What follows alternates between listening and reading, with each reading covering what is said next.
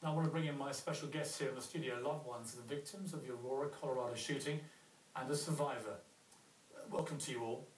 Even when I talk to you in our green room, a lot of emotion, a lot of anger, a lot of great sadness. I can only begin to imagine how you've all been feeling to hear that so soon after what happened in Aurora, arguably an even worse tragedy, 25-year-old children blown to pieces, and I know you all feel that.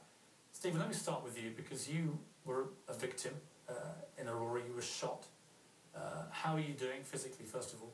I mean, slowly recovering some nerve damage in my left arm, but all things considered, doing really well.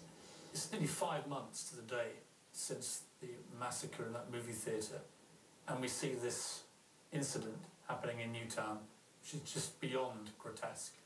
What were your feelings when you heard about the scale of what had happened, coming so soon after what happened to you? Yeah, I mean, I saw the initial reports, like everyone did, that maybe just the shooter had been killed, and then all of a sudden it was, 27 people murdered.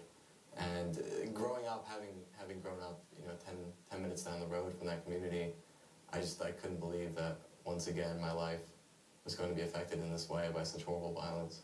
You actually live literally 10 minutes away, don't you? Yeah, that's right. That's where I grew up my whole life.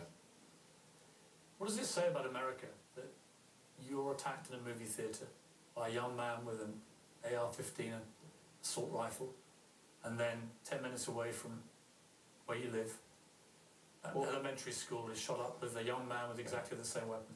I mean, it's certainly discouraging in some sense, but what came after Aurora and what's coming after this horrible event is community coming together, banding together in an incredibly positive way, and I mean the support I received from strangers after Aurora was amazing, and it's clear that in Sandy Hook the same thing is happening there.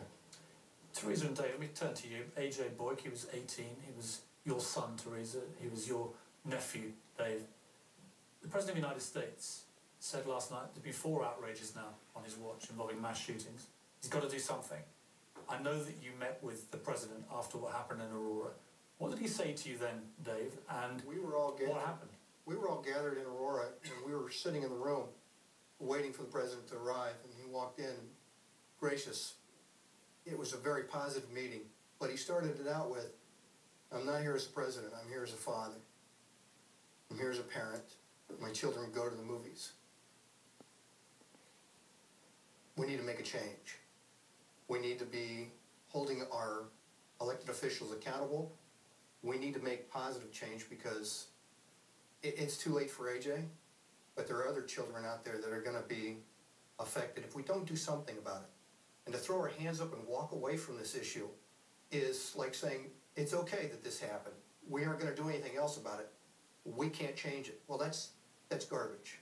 And what we need to do now is remember that we have to take our community back. We have to take our world back. And we have to say, this is unacceptable. We have laws in the book that says it's illegal to steal. But guess what? Those laws are still there because it's unacceptable behavior. And that's what we have to do with guns. We have to say, this is unacceptable. We don't need this individual to have a gun.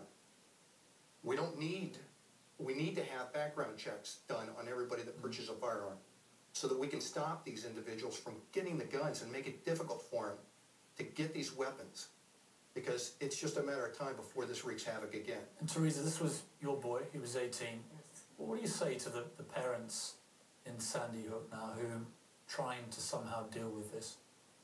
We are behind them 100%. Unfortunately, we know exactly what they're going through.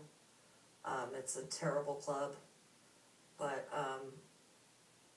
it's the hardest thing you're ever going to go through, and you have to have faith and push this legislation through. You got to call your Congress. You got to let everyone know. Scream it from the hills. It's unacceptable. Columbine shouldn't have happened. Aurora shouldn't have happened. Virginia Tech shouldn't have happened. And God forbid, this shouldn't have happened either at Sandy Hook. Should not. Karen, your son Alex, he was 24. He flung himself on his girlfriend and saved her, but he lost his life. A hero. When you see what's happened so soon afterwards, another outrage, more families decimated, and you see the gun rights guy tonight He doesn't want to do anything. He thinks guns are fun. You can't prohibit people's rights under the Second Amendment. What do you say to that?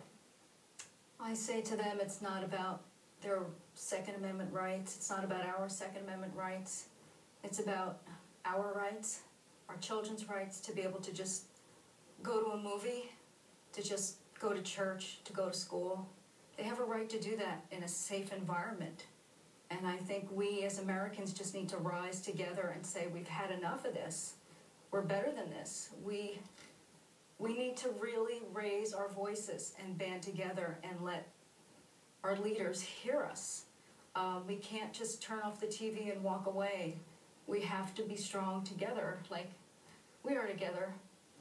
And the Sandy Hook families, I'm sure they're together, holding each other up because it's the most horrible nightmare you can ever imagine.